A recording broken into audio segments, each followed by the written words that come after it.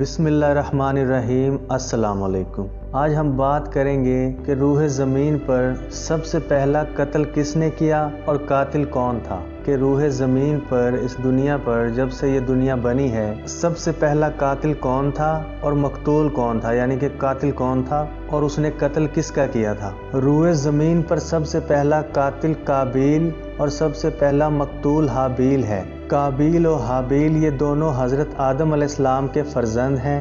ان دونوں کا واقعہ یہ ہے کہ حضرت حوا رضی اللہ تعالی عنہا کے ہر حمل میں ایک لڑکا اور ایک لڑکی پیدا ہوتے تھے اور ایک حمل کے لڑکے کا دوسرے حمل کی لڑکی سے نکاح کیا جاتا تھا۔ اس دستور کے مطابق حضرت آدم علیہ السلام نے قابیل کا نکاح لیوزا سے جو حابیل کے ساتھ پیدا ہوئی تھی کرنا چاہا، مگر قابیل اس پر راضی نہ ہوا کیونکہ اقلیمہ زیادہ خوبصورت تھی، اس لیے وہ اس کا طلبگار ہوا۔ حضرت آدم علیہ السلام نے اس کو سمجھایا کہ اقلیمہ تیرے ساتھ پیدا ہوئی ہے اس لیے وہ تیری بہن ہے، اس کے ساتھ تیرا نکاح نہیں ہو سکتا، مگر قابیل اپنی ضد پر اڑا رہا۔ بالآخر حضرت آدم علیہ السلام نے یہ حکم دیا کہ تم دونوں اپنی اپنی قربانیاں اللہ عز و جل کے دربار میں پیش کرو، جس کی قربانی مقبول ہوگی وہی اقلیمہ کا حقدار ہوگا۔ اس زمانے میں قربانی کی مقبولیت کی یہ نشانی تھی کہ آسمان سے ایک آگ اتر کر اس کو کھا لیا کرتی تھی۔ چنانچہ قابیل نے گیہوں کی کچھ بالیں اور حابیل نے ایک بکری کو قربانی کے لیے پیش کیا۔ آسمانی آگ نے حابیل کی قربانی کو کھا لیا اور قابیل کے گیہوں کو چھوڑ دیا۔ اس بات پر قابیل کے دل میں بغض و حسد پیدا ہو گیا اور اس نے حابیل کو قتل کر دینے کی ٹھان لی اور حابیل سے کہہ دیا کہ میں تجھ کو قتل کر دوں گا۔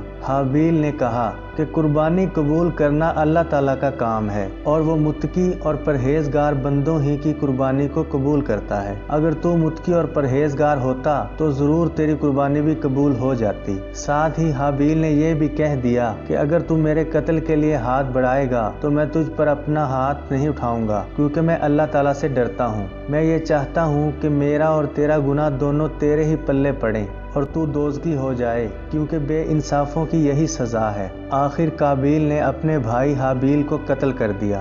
بوقت قتل حابیل کی عمر 20 برس کی تھی اور قتل کا یہ حادثہ مکہ مکرمہ کے جبل سور کے پاس یا جبل ہیرا کی گھاٹی میں ہوا، اور بعض کا قول ہے کہ بصرہ میں جس جگہ مسجد اعظم بنی ہوئی ہے منگل کے دن یہ سانحہ پیش آیا۔ روایت ہے کہ جب حابیل قتل ہو گئے تو 7 دنوں تک زمین میں زلزلہ رہا اور حوض و طیور اور درندوں میں اضطراب اور بے چینی پھیل گئی، اور قابیل جو بہت ہی گورا اور خوبصورت تھا بھائی کا خون بہاتے ہی اس کا چہرہ بالکل کالا اور بدصورت ہو گیا، اور حضرت آدم علیہ السلام کو بے حد رنج و کلک ہوا، یہاں تک کہ حابیل کے رنج و غم میں 100 برس تک کبھی آپ کو ہنسی نہیں آئی، اور سریانی زبان میں آپ نے حابیل کو مرثیہ کہا، جس کا اردو زبان میں ترجمہ یہ ہے: تمام شہروں اور ان کے باشندوں میں تغیر پیدا ہو گیا اور زمین کا چہرہ غبار آلود اور کبھی ہو گیا، ہر رنگ اور مزہ والی چیز بدل گئی اور گورے چہرے کی رونق کم ہو گئی۔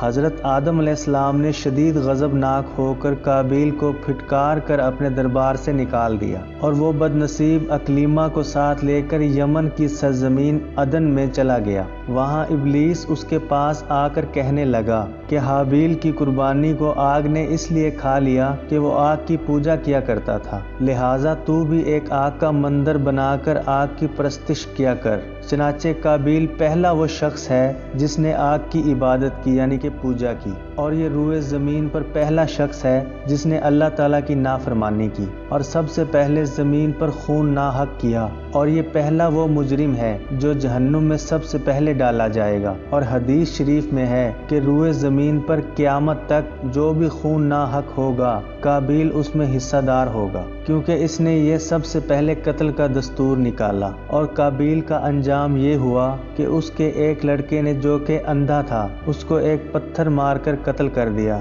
اور یہ بدبخت نبی زادہ ہونے کے باوجود आग की परस्तिश करते हुए कुफ्र और शिर्क की हालत में अपने लड़के के हाथ से मारा गया। हाबील के कत्ल हो जाने के 5 बरस बाद हजरत शीस अलैहिस्सलाम पैदा हुए, जबकि हजरत आदम अलैहिस्सलाम की उम्र शरीफ 130 बरस हो चुकी थी। आपने अपने इस होनहार फर्जंद का नाम शीस रखा। ये सरयानी जुबान का लफ्ज़ है और अरबी में इसके मानी है हिब्तुल्लाह यानी अल्लाह का अतिया।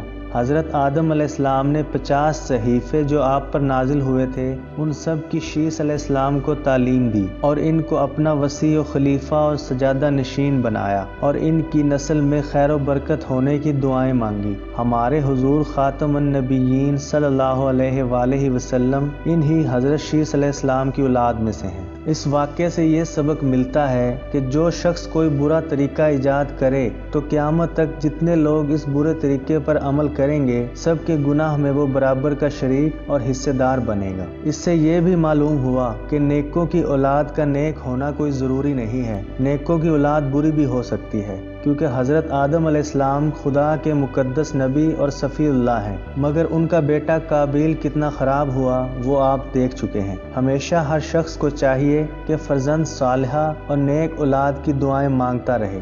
अल्लाह आप सबका हामी और नासिर हो।